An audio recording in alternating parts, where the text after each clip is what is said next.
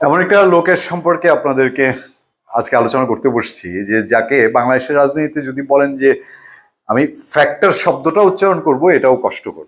বাংলাদেশের রাজনীতিতে এটা কোনো ফ্যাক্টরই না, কিন্তু এই লেভেল পর্যন্ত যখন আওয়ামী লীগ নিষিদ্ধ করার বিষয় আসে এবং পত্রপত্রিকা এটা বড় করে আসে, তখন দু এক কথা না বললেই না।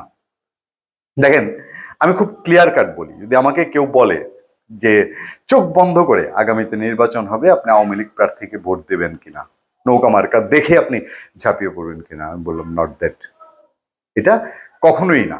আমি আওয়ামী লীগের প্রার্থীটা কে বা সেই প্রার্থী যদি তার প্রতিদ্বন্দ্বী এবার বিএনপি হোক বা অন্য যে কেউ হোক তার তুলনায় ফিটেস্ট না হয়, তাহলে বিএনপি প্রার্থী ফিটেস্ট বা অন্য কেউ স্বতন্ত্র ফিটেস্ট, আমার এতে কোনো আপত্তি নেই। কেন ক্লিয়ারিফিকেশন দিচ্ছি আপনারা খুব বুঝেন। আবার যদি বলেন যে একটা বাংলাদেশের বৈধ রাজনৈতিক দল, এই বৈধ রাজনৈতিক দলের মেলা ভুল ত্রুটি আছে। আমাদের জেনারেশন সাক্ষী যে বাংলাদেশে আওয়ামী লীগ এবং বিএনপি এই দুই দলের মধ্যে আদতে ডিফার করা, পার্থক্য করার জায়গা খুব কম।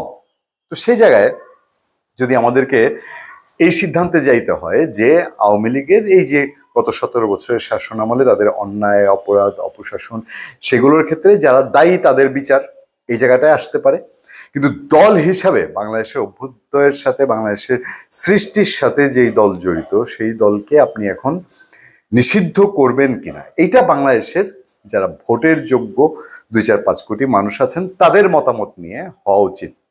আচ্ছা, সেই জায়গায় এসে আমি বললাম ববি হাজ্জাজকে আলোচিত ধনকুবের বলা হয় মোসা বিন শমশের, তার ছেলে। একসময় জাতীয় পার্টি করত, জাতীয় পার্টির পরে আমাদের যদ্দূর মনে পড়ে, দেখেন জাতীয় পার্টি ভেঙে আলাদা একটা দল করলো। এই দল প্রেস ক্লাবে এই 2024 ইলেকশনের 1 বছর আগে ডিক্লেয়ার করেছিল যে দেশের অবস্থা যাই হোক না হোক সেই প্রেক্ষাপটে তারা বাংলাদেশের 300 আসনে প্রতিদ্বন্দ্বিতা করবে।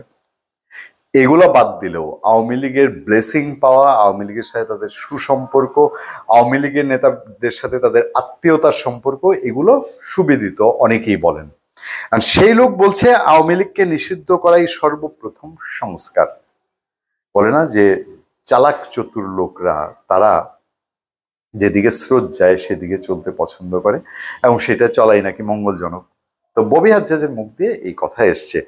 ববি হাজ্জাজকে কে টানবে? বিএনপি টানবে? কোন বেজে টানবে? কত নাটক ফাটক। আমি পিতার দোষে পুত্রকে দোষী করতে চাই না, তারপরেও তার পিতা শমশের নবীন, তার পিতা এই ধনকুবের মুসা বিন শমশের, আপনারা পূর্ণিয়ার খোঁজ আমাদের যে ইউটিউব চ্যানেলটা আছে সেই ইউটিউব চ্যানেলে আপনারা দেখে নেবেন। আমরা একটা ফিল্ড ইনভেস্টিগেশন করেছিলাম সেই মুসা বিন শমশের কে, সে প্রথম যে বাড়িটাতে মগবাজার ভাড়া থাকতো এবং তার উত্থান মগবাজার থেকে কোথায় কিভাবে হয়েছে, তার সম্পর্কে স্থানীয় মানুষজন এখনো কি জানে, সবকিছু আমরা পূর্ণিয়ার খোঁজে মুসা বিন শমশেরের ওই স্টোরিটা আপনাদেরকে দেখে নেওয়ার জন্য আমি রিকোয়েস্ট করব। আচ্ছা, এরপরে কত রকম মানে গ্যালারি মেরেছে বাংলাদেশে, সেই জায়গায় ববি হাজ্জাজ বলছে আওয়ামী লীগকে নিষিদ্ধ করাই সর্বপ্রথম সংস্কার। আমি আর বিস্তারিত এই খবরের ভিতরে যেতে চাই না।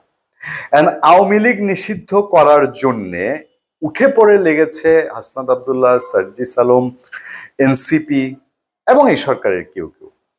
সেইখানটাতে এখন অনেকটা চ্যালেঞ্জের মুখে। সেইখানেই বলা হচ্ছে আওয়ামী লীগ এত বড় বড় মিছিল কেন করছে, এখন কেন তাদেরকে চ্যালেঞ্জ করা হচ্ছে না, আওয়ামী লীগ নিয়ে কি আপোষ করা হচ্ছে। তো হাতি ঘোড়া গেল তোল, ভেড়া বলে কতজন, বুঝে নেবেন।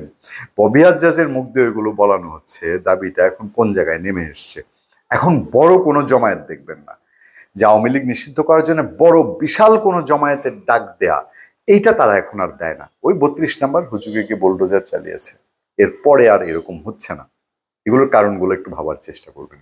ধন্যবাদ সবাইকে, ভালো থাকবেন, সুস্থ থাকবেন। সত্য, করোনা এবং সহনশীলতার সাথে আপনার সাথে আমি আতিক রহমান, পূর্ণিয়া।